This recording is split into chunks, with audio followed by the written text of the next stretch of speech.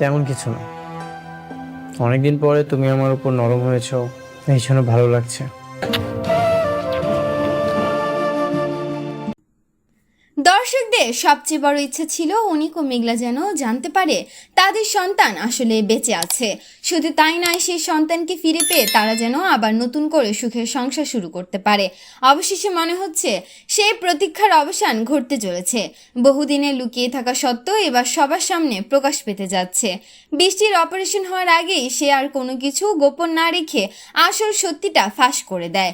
আর সেই সত্য জানার পর মেঘলা অনিকের জীবনে আসে এক বিশাল মোড়। অবশেষে মেঘলা ফিরে পায় নিজের সন্তানকে। চলুন জেনে নেওয়া যাক আগামী পর্বে কি কি ঘটতে চলেছে। ইতিমধ্যে আমরা দেখেছি মেঘলা একটি বড় বিপদে পড়ে যায়। অসহায় হয়ে সে অনিককে ফোন করে সাহায্য চায়, কারণ মেঘলা জানে এই বিপদ থেকে তাকে উদ্ধার করার ক্ষমতা একমাত্র অনিকেরই আছে। অনিক কোনো দেরি না করে মেঘলার কাছে চলে আসে। এরপর মেঘলা পুরো ঘটনাটি খুলে বলে। সব শুনে অনিক বুঝে যায় এর পেছনে রাতুলের ষড়যন্ত্র রয়েছে। এরপর অনিক মেঘলাকে নিয়ে সেই কাজের সাইটে পৌঁছে যায়।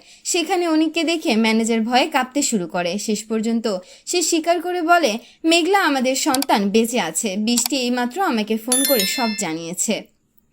চলো আর দেরি নয়। এরপর অনিক ও মেঘলা দ্রুত বস্তিতে পৌঁছে যায়। সেখানে গিয়ে অনিক শিশুটিকে কোলে নিয়ে আবেগে ভেঙে পড়ে। সে বলে, আমি যখন ওকে প্রথম কোলে নিয়েছিলাম তখনই মনে হচ্ছিল এই শিশুটি যেন আমারই।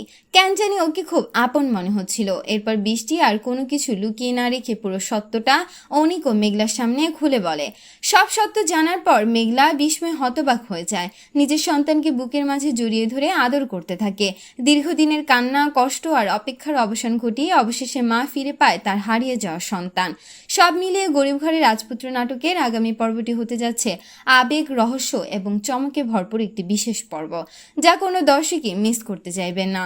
আপনি কি মনে করেন এবার অনিক, মেঘলা ও তাদের সন্তানকে নিয়ে নতুন জীবনের শুরু হবে, নাকি রাতও আবারও নতুন করে ষড়যন্ত্র করবে? আপনার মতামত লিখে জানিয়ে দিন কমেন্ট করে। পরবর্তী আপডেট সবার আগে পেতে সাবস্ক্রাইব করুন আমাদের চ্যানেলটি। ধন্যবাদ।